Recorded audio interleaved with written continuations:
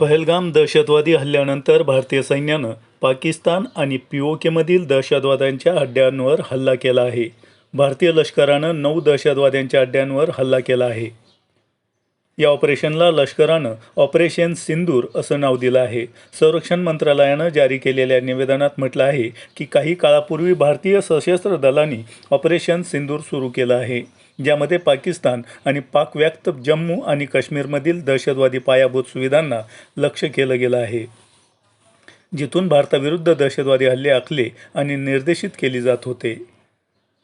संरक्षण मंत्रालयानं जारी केलेल्या निवेदनात असंही म्हटलं आहे की या कारवाईत कोणत्याही पाकिस्तानी लष्करी तळाला लक्ष्य केलं गेलं नाही. भारतानं लक्ष्य निवडण्याच्या आणि नष्ट करण्याच्या पद्धतीत खूप बदल दाखवला आहे.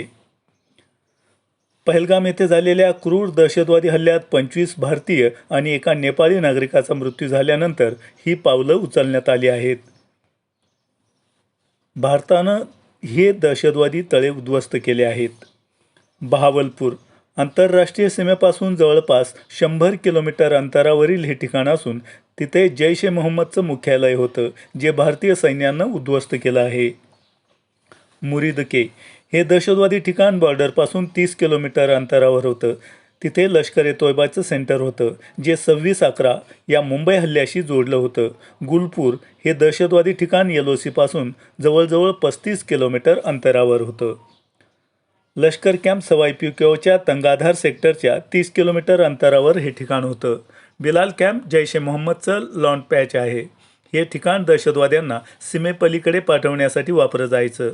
कोटली LOCपासून 15 किलोमीटर अंतरावरील लष्कर ए तोयबाचं कॅम्प या ठिकाणी 50हून अधिक दहशतवादी ट्रेनिंग घेत होते.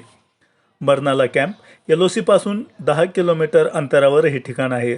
सरजाल कॅम्प सांबा कठुआच्या समोर इंटरनॅशनल बॉर्डरपासून 8 किलोमीटर अंतरावर जैशचं प्रशिक्षण केंद्र होतं. मेहमुना कॅम्प हे हिजबुल मुजाहिदचं प्रशिक्षण सेंटर होतं, जे बॉर्डरपासून 15 किलोमीटर अंतरावर होतं. आपण पाहतात इंडिया सुपर न्यूज मराठी.